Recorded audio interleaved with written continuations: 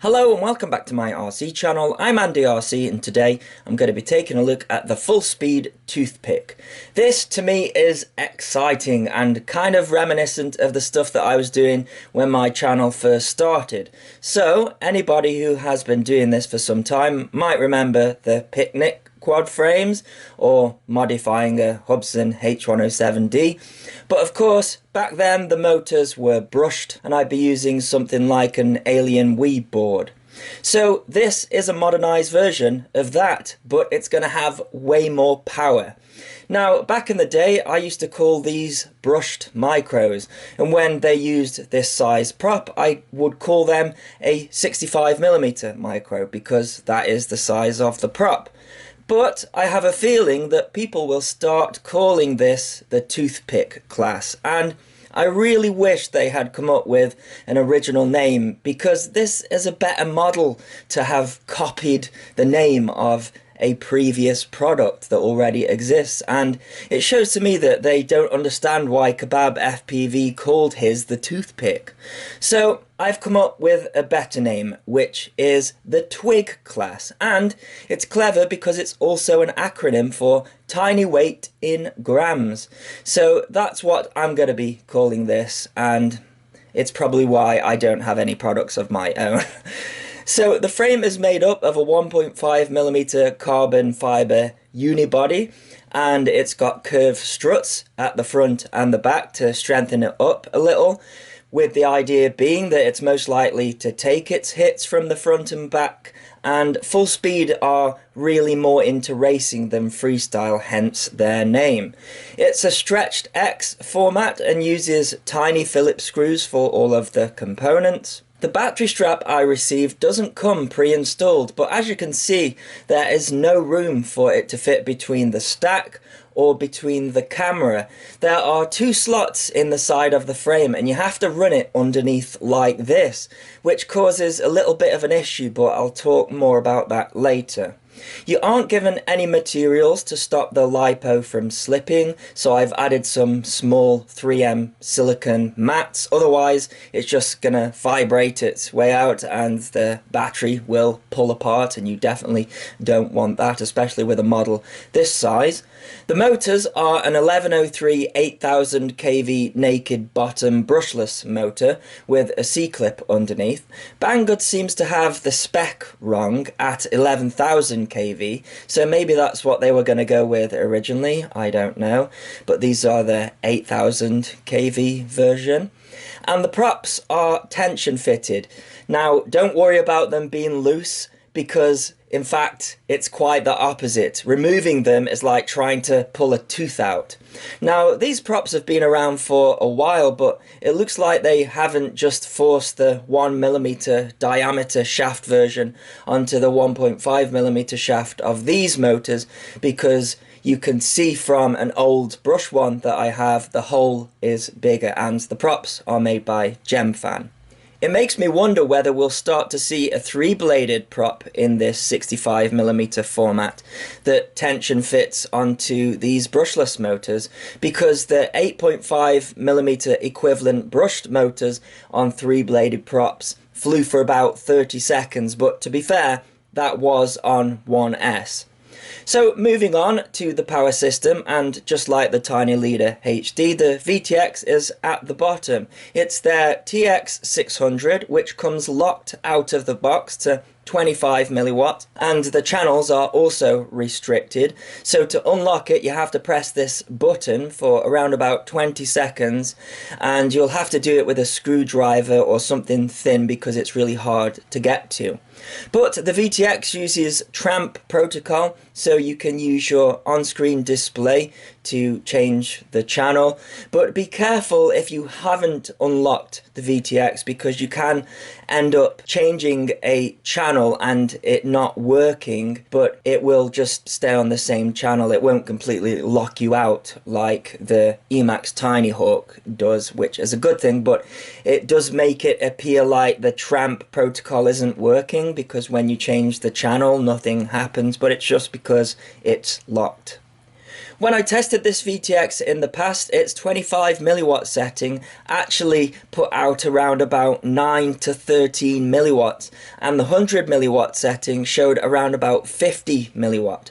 I did find that the 600 milliwatt setting did output around about 500 milliwatt though, so it can do the big power. The VTX is only held in with 2 screws because it's a 20 by 20 size, but the rest of the stack is 16 by 16. Its connector is a micro UFO and the antenna is a sleeve dipole, which is housed nicely by the TPU mount.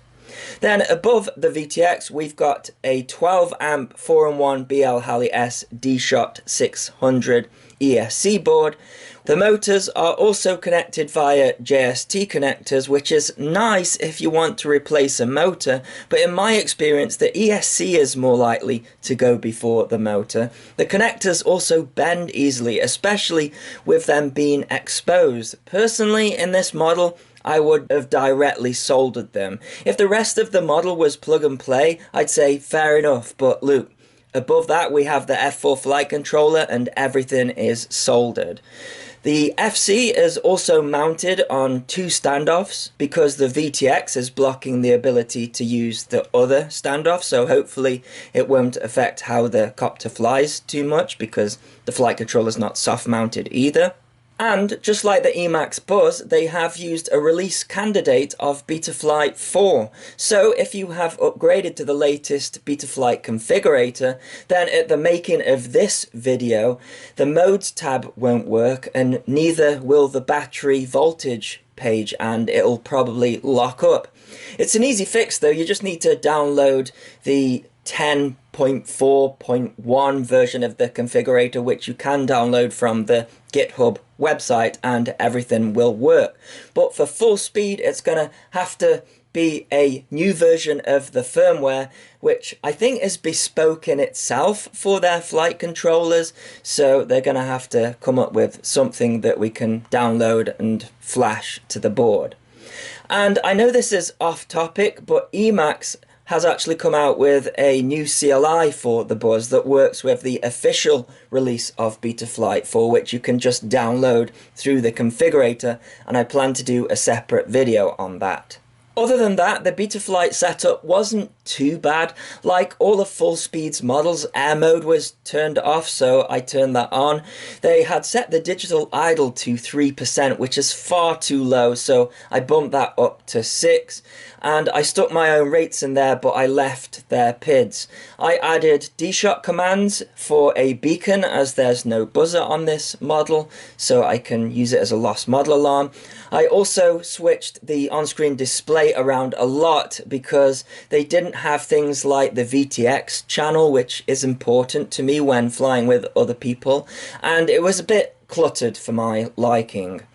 So this is the FrSky Bind and Fly version, and they are using their own D8 receiver, which this time they have mounted the antenna on the arm, which I'm a big fan of because on the Tiny Leader HD they were just left to flop around and get caught up in the props.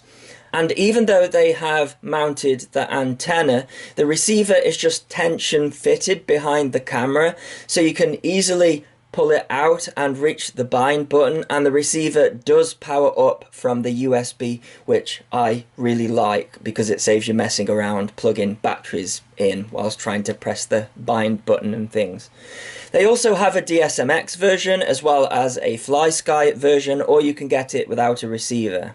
So lastly, we have the camera, which surprised me a little because it's a micro camera rather than a nano, and I think they could have gotten the weight down even more if they'd have used a nano camera. So this is the Cadex Turbo Micro F2, which worries me a little bit because it's a 4x3 CMOS camera and they have mounted it to this flimsy TPU mount, and just look how much this thing moves around.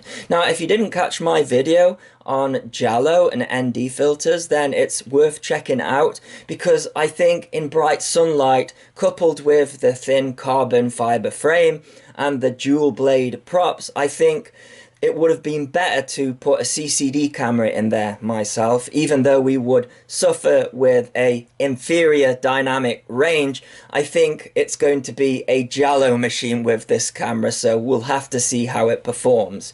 In the box you are given a spare set of the props, which is nice, and some stickers, but we aren't given a lipo. So what lipo do we use? Well, seeing as this is a lightweight model coming in at just 44 grams without a battery, then keeping it light is going to be a good idea, especially with how bendy these props are. So we don't want to put too much load on them. So I'm going to be using these 300 milliamp GMB 2S Lipos. However, I think they make them as a 350 milliamp now, but you can get the Happy Model 2S Lipo in 300 milliamp, which I have here. I'm also charging them at a high volt, and those weigh 20 grams on their own. Now, I mentioned the battery strap earlier, and it's just long enough for all of these lipos, but not to a comfortable degree. Now, I would usually condemn this style of lipo strap, but we're trying to keep the weight down low, so I'll forgive it. But full speed, guys, it needs to be like an inch longer, like most things men want. Then I have these GMB 450 milliamp 2S lipos, but they are a non-high volt and weigh 29 grams, which at this level is quite an increase in weight. And if my calculations are correct, I think we're gonna get really decent flight times with the 300 milliamp lipo anyways. And with it being lighter, we should get more power than this 450 milliamp battery, because I don't think this model is going to be pulling too many amps. However, if it's endurance you're after rather than acro, then maybe the 450 milliamp 2S will be better. And lastly, I have a 300 milliamp 3S. This one is from the UR-UAV 85, but I've also got one somewhere from the Mobula 7 HD, and the only way that you can get this to fit to the model is put it on its side.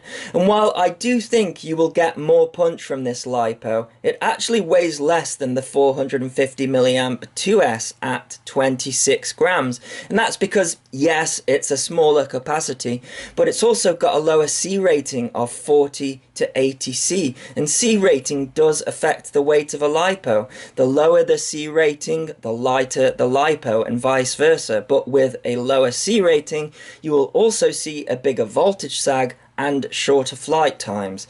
I also think that you might get more vibrations as well, because as I mentioned earlier, I can see these props deflecting. So with more volts, that's just going to happen even more, and to the point where we might be losing thrust and efficiency, and the motors are going to be spinning at higher RPMs, and that's going to create more vibrations, especially through this tiny frame. But let's go and see. Okay, so this is a quick line of sight test. This is a 2S 300 milliamp GMB battery, and really it's just to see what the punch is like. So let's give it a go. We have got flat calm weather. Oh, wow. And really, that kind of confirms what I thought, that 2S is going to be plenty for this guy. Oh, I like this a lot. Now, I don't know whether the flight time's going to be any good on 300 milliamp. So I've got a 450 milliamp 2S to try, but that will make it a little bit heavier. But so far, not really hearing any vibrations or anything like that. It's flying pretty smooth. So we'll have to see what it's like FPV. But let's try a bigger battery and see if it affects the punch out. So this is a 450 2S Lipo battery. Now the 300 milliamp was a high volt. This one is not a high volt, and already I can feel that it's a little bit more sluggish. However, the power is still pretty nice. So this might be a nice balance if we want a slightly longer flight time. I will have to see what flight times we get FPV, but again, doesn't seem to really have affected the tune that much despite the extra weight, and it's still flying pretty nice. It's so cool to see models like this, but them being brushless, because they were brushed originally. Let's try punch out again.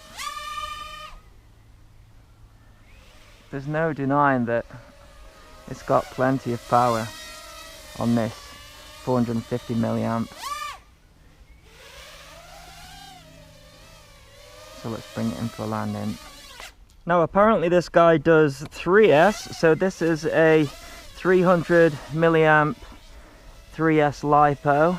It's the one that came with my Mobula 7 HD actually, and it didn't perform too well with that. But let's see what the punch is like with this one. There's no denying there's more punch there, but it's very marginal. And I just think perhaps going lighter on the 2S might be the better option. I'm hearing some slight oscillations as well with the 3S, so that might be pushing the props, because you know these props originally not designed for that amount of RPM, but the model does it nonetheless, and it seems to have a ton of power to boot.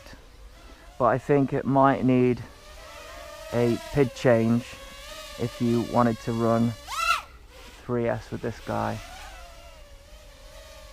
So let's bring it in for a landing. So it was my intention to do FPV with all of those different batteries, but it became very apparent that I wasn't going to, because the 300 milliamp high volt is absolutely perfect. This flight is almost 5 minutes long, and there's just so much power to weight. Then that is perfect for me. And yeah, if you want a longer flight time than 5 minutes, then go with the 450 milliamp 2S. I don't think a 3S would give good results. I'd stick with the 2S personally. I mean, when I was flying here, I could see the props bending as I was putting throttle in. So, you know, that confirms what I was saying earlier about the props deflecting. And also, when I was flying at line of sight, you could hear the vibrations of the extra RPM and the props bending. So yeah, I'd stick with 2S for this one, because there's bags of power. 5 minutes is enough for anyone. Now, one thing I should mention is that the sun has gone down here, and I talked about Jello earlier, and we are getting a little bit of Jello, but I do think if the sun was out and it was brighter, then you would have a lot more Jello than this. But do you know, I was thinking, you know, back in the day when we were using brushed motors, there were so many more vibrations coming from those, because there is a contact with the brushes. That's why they're called brushed motors, and we would get so much Jello in the picture. But it didn't matter, you know. We're not trying to make a movie with these, you know. We're just trying to have fun, so who cares about a little bit of Jello? A little bit there, actually. One thing I should say is, can you see that gate there?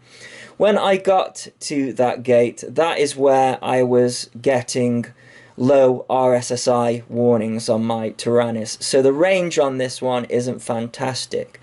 But it's not really a model that you want to be doing long range with. It's like a park flyer for flying in small spaces, you know. And you don't really want to go far with it anyways, because, you know, if you crash, then it throws a battery. you may never find it because it's so small. Did you see that helicopter flying past? You might be wondering, why am I staying this side of the patch? And it's because there are 700 sized helicopters flying beside me, and this thing would just absolutely get disintegrated if it went through one of those. But yeah, absolutely impressed with this model. I think for me, I would probably switch out the camera to a CCD one, and you know, potentially the receiver if I wanted more range, but I'm not really bothered about that. You can see the RSSI dancing up and down there, and when I get to this gate it goes to the low 30s, and I was lucky really not to get a fail-safe. Look at that, even 20s there. But yeah, happy with it in general, and the flight characteristics amazing as well. The wind actually went up a little bit compared to when I did the line of sight flight, so any little bit of buffeting that you're seeing, I would say was probably from the wind, because it did start to get gusty. But just look at this, you would think it was some kind of 3-inch model, you know, or certainly something bigger and heavier with the amount of power that it's got. And look at this, you know, we are 4 minutes into the flight and 6.8 volts. You want to be landing really at around about 6.5 volts, something like that. But yeah, trying to get through this gate and failing there. But yeah, that is my review of the Twig. Sorry, Toothpick, not Twig. I really think they should have come up with a better name, honestly. I don't know why they did that, but there you go. Yeah, I will link to everything in the description if you are interested. And as always, thanks so much for watching. Please continue to subscribe. Cheers.